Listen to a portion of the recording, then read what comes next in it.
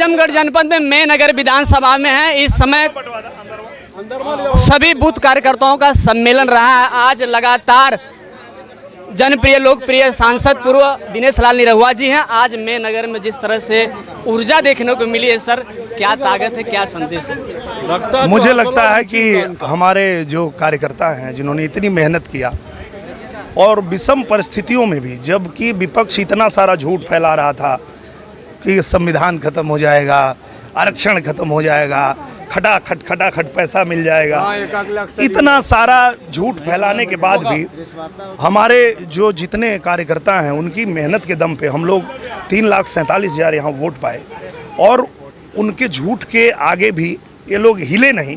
तो इसके लिए उनको धन्यवाद देने का ये कार्यक्रम चल रहा है। विपक्ष लगातार कह रहा है कि इस बार 1,61,035 कुछ वोटों से आपको हराया गया है, लेकिन कहीं आपकी ऊर्जा लग रही है हम हारे नहीं है। चेहरा की मुस्कान जो ताकत दे रही है आपको, इससे आजमगढ़ क्या अनुभव लगाएगा? मुझे लगता है कि देखिए, हारे वो हैं, हम लोग तो विजेता हैं, क्योंकि हम प्रधानमंत्री नरेंद्र मोदी जी को प्रधानमंत्री बनाने के लिए लड़ रहे थे और वो बने हैं, तो विजेता हम हैं।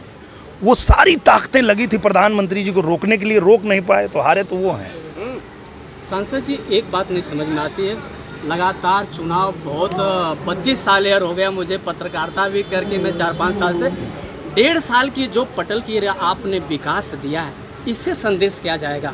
मुझे लगता है ये विकास कार्य रुकने वाला नहीं है, जनता भी जानती है।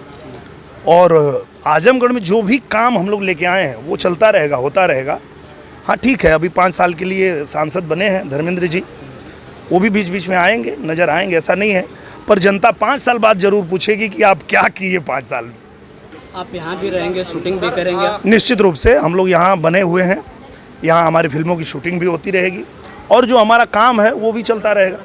सर, आजमगढ़ की जनता 15-16 महीना आपको देखी और मुझे लग रहा है कि ये एक ऐसा सांसद देखी है कि क्योंकि जीतने के बाद और हारने के बाद भी ये जनता में बने हुए हैं और कहीं कहीं ये संदेश भी जा रहा है, जैसे कि विपक्षी जो पार्टियां, मुझे लगता है कि जो देखिए क्या होता है कि आप किस उद्देश्य से आते हैं वो मायने रखता है।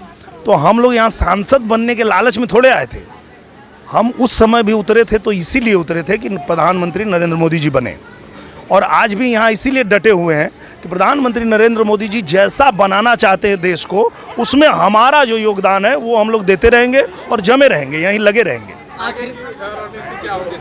यही है, आजमगढ़ में रह के काम करेंगे, जनता का भी और अपना भी।